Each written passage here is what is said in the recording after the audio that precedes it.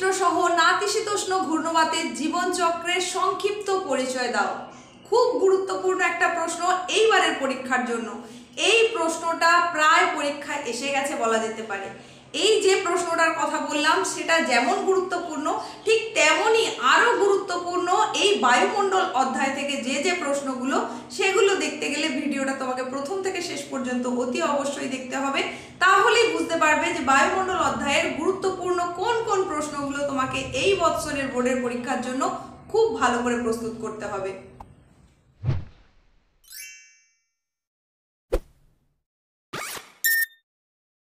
বাকি প্রশ্নগুলো বলার আগে তোমাদের জন্য সামান্য কিছু কথা, যে কথাগুলো না বললেই নয়, সেটা হচ্ছে তোমাদের যে অধ্যায় থেকে প্রশ্নগুলো খুব গুরুত্বপূর্ণ তার মধ্যে কিন্তু একটা গুরুত্বপূর্ণ অধ্যায় হচ্ছে এই বায়ুমণ্ডল অধ্যায়। বায়ুমণ্ডল অধ্যায়টা এমনিতে কিন্তু অনেকটা বড়, সুতরাং এই অধ্যায়ের গুরুত্বপূর্ণ প্রশ্নের সংখ্যাও অনেক বেশি। তাই এই অধ্যায় থেকে একেবারে গুরুত্বের নিরিখে বাছাই করে নিয়ে আসা কিছু হাতে গোনা প্রশ্ন নিয়ে এসেছি তোমাদের জন্য, সাজেশন আকারে বলতে পারো। গুরুত্বের আকারে নিয়ে আসা এই প্রশ্নগুলো তোমরা খুব ভালো করে তৈরি করবে। এই ভিডিওতে তোমাদের আমি এখন দেখিয়ে দেব 2 মার্কের, 3 মার্কের আর 5 মার্কের আসা সম্ভাব্য প্রশ্নাবলী, এমনকি গুরুত্বপূর্ণ পার্থক্য যেগুলো এই বায়ুমণ্ডল অধ্যায় থেকে তোমাদেরকে দেখতেই হবে, খুব ভালো করে অভ্যেস করতে হবে, সেগুলোও বলে দেব। কিভাবে পার্থক্য লিখলে তোমরা পুরোপুরি মার্কস পাবে সেটাও বলে দেব।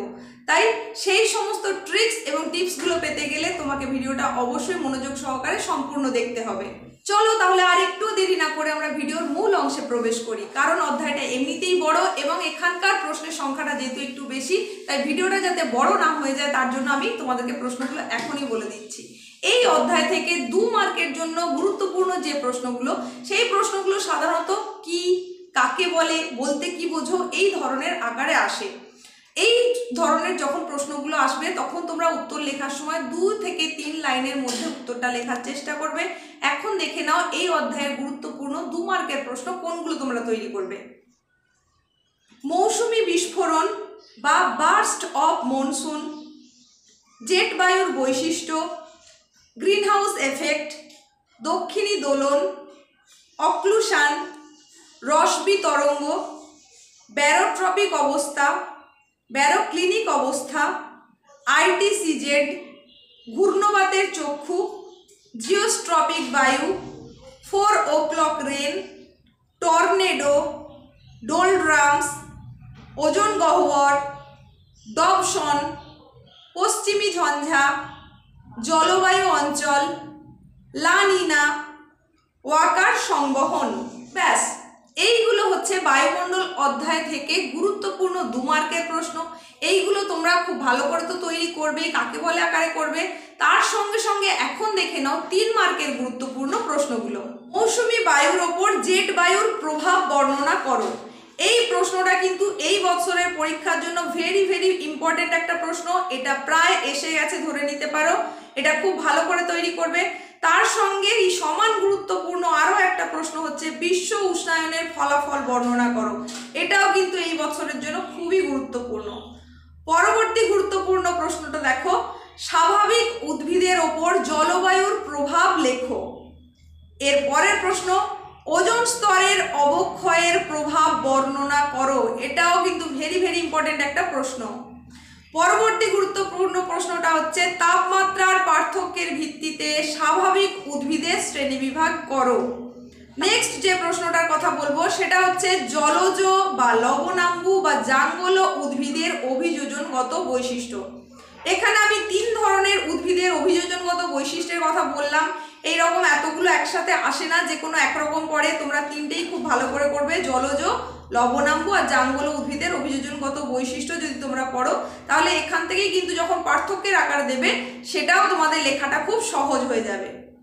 ব্যাস, 3 বা 4 মার্কের প্রশ্ন হিসাবে তোমরা মাত্র এই হাতে গোনা কয়েকটা প্রশ্ন তৈরি করবে, তাহলেই হবে।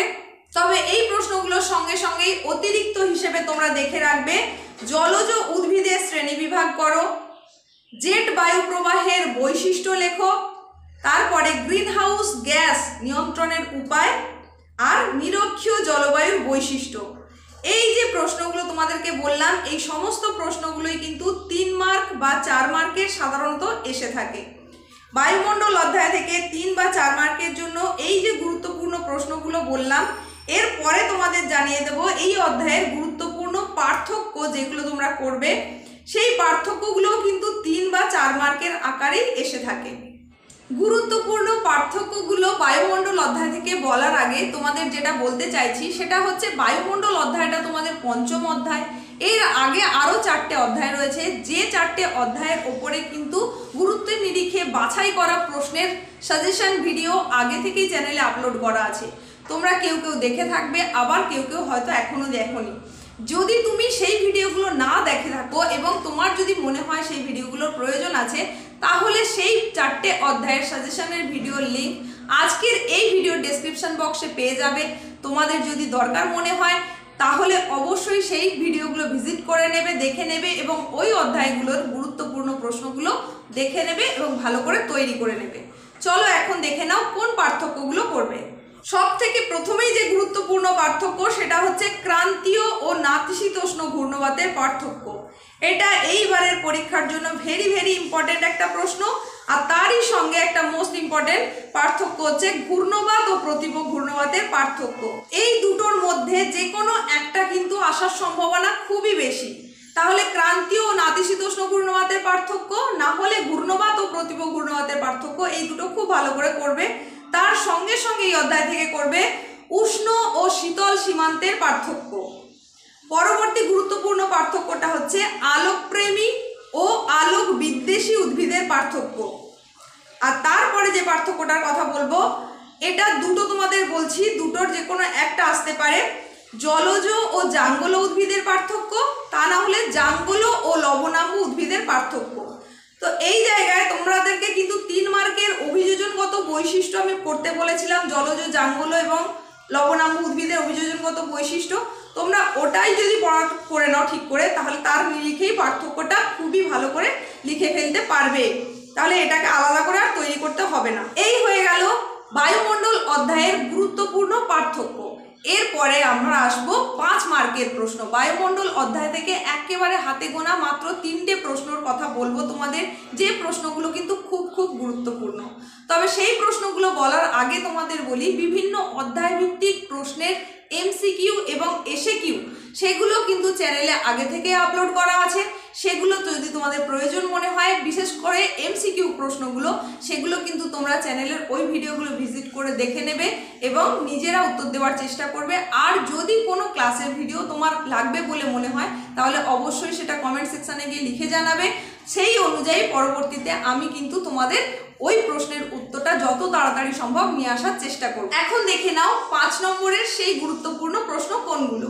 এইবারের পরীক্ষার জন্য মোস্ট ইম্পর্টেন্ট প্রশ্ন, যেটা তোমরা খুব ভালো করে ছবি সহ অবশ্যই প্র্যাকটিস করবে, সেটা হলো উপযুক্ত চিত্র সহ নাতিশীতোষ্ণ ঘূর্ণবাতের জীবনচক্রের সংক্ষিপ্ত পরিচয় দাও। তোমরা জানো নাতিশীতোষ্ণ ঘূর্ণবাতের জীবনচক্রের 6টা যে পর্যায় আছে, সেইগুলো তোমাকে খুব ভালো করে লিখে লিখে অভ্যেস করতে হবে এবং ছবিটাও খুব সুন্দর করে অভ্যেস করতে হবে। এই প্রশ্নটা আসার সম্ভাবনা কিন্তু খুবই বেশি, তাই অতি অবশ্যই এটাকে খুব ভালো করে প্রস্তুত করে নেবে। পরবর্তী গুরুত্বপূর্ণ প্রশ্নটা দেখো, বায়ু প্রবাহের ত্রিকোষ মডেল চিত্র সহ ব্যাখ্যা করো। এটাও একটা গুরুত্বপূর্ণ প্রশ্ন। তার সঙ্গে তোমরা এই অধ্যায় থেকে করবে জাঙ্গল বা মরু উদ্ভিদের শ্রেণীবিভাগ করো এবং পরিবেশের সাথে এদের অভিযোজনগত সম্পর্ক আলোচনা করো। ব্যাস, এই ছিল এই অধ্যায়ের গুরুত্বপূর্ণ 5 মার্কের প্রশ্নাবলী। একেবারে হাতে গোনা মাত্র 3টে প্রশ্ন তোমাদেরকে 5 নম্বরের জন্য করতে বললাম। তার মধ্যে প্রথম বলা প্রশ্নটা সব থেকে বেশি গুরুত্বপূর্ণ। তোমরা এটা অতি অবশ্যই ভালো করে করবে, বাকিগুলো ইম্পর্টেন্ট। সেই অনুযায়ী তোমরা কিন্তু সময় ধরে লিখে অভ্যেস করবে।